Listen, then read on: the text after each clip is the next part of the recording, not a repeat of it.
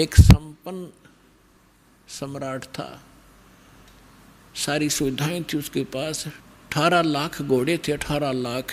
हमारे गांव में पुराने समय में यदि किसी, आजकल तो इन कारों की महिमा है, जिसका कार है वो साहूकार माना जाता है। उस समय जिसके घर पर घोड़ा या घोड़ी होती उसको सेठ माना करते, बड़ा चौधरी आदमी है, घोड़ा रखा है। एक घोड़े से बीमा बन जाती थी और उसके 18 लाख घोड़े थे, और संपत्ति कितनी होगी। और वो उसमें इतना मस्त था, परमात्मा ने उस दलदल से उस आत्मा को निकालना पड़ा। अब थोड़ी सी कथा सुनाते हैं अब्राहिम सुल्तान अदम की।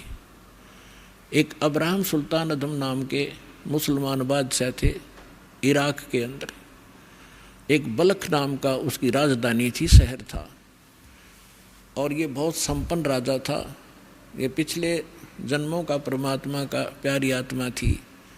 कबीर साहब कहते, जो जन मेरी शरण है ताका हूँ मैं दास, और गेल गेल लाग्या फिरूँ हूँ जब तक धरती आकाश है। कितने दयालु मालिक परमात्मा की आप कभी ना कभी शरण में अवश्य रहे हो पुण्यात्माओं। ना सतलोक आश्रम वाला में आप नहीं आ सकते। परमात्मा ला रहे हैं आपको, सौ कारण बना के, भटक तो वो रहे हैं आपके लिए। किसी अपनी प्यारी आत्मा को भेजते हैं, कोई संदेश देते हैं, कोई पंपलेट के माध्यम से आकर्षित होता है, कोई पुस्तक से, कोई टीवी देख करके खिंचा आ रहा है।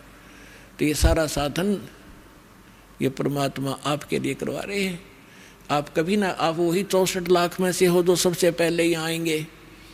उसके बाद पूरा विश्व को उसी तरीके से जैसे सर्प का विष उतारने वाला गारडू मंत्र बोल बोल कर सचेत करता है, तो बाकी समाज को इस ज्ञान से, भक्ति से, इस परमात्मा की वाणी से, भक्तों के माध्यम से गांव गांव में, नगर नगर में ये मंत्र बोल बोल कर वो विष उतारेंगे। फिर वो जागेंगे बाद में। पहले 64 लाख आएंगे जो काशी में रह गए थे, भगवान के संपर्क में आए थे।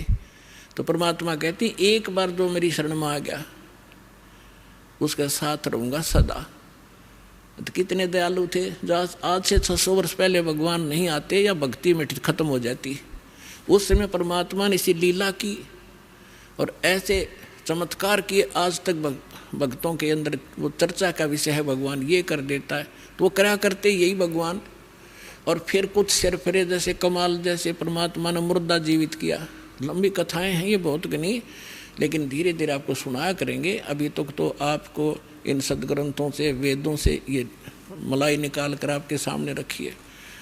फिर ये कथाएं सुनाया करेंगे। तो दास, यदि ये कथा मैं पहले सुनाता, जब तक ये वेद सदग्रंथ और सब शास्त्रों से निर्णय नहीं निकालता था, किससे कहना जाता है कबीर इज गॉड।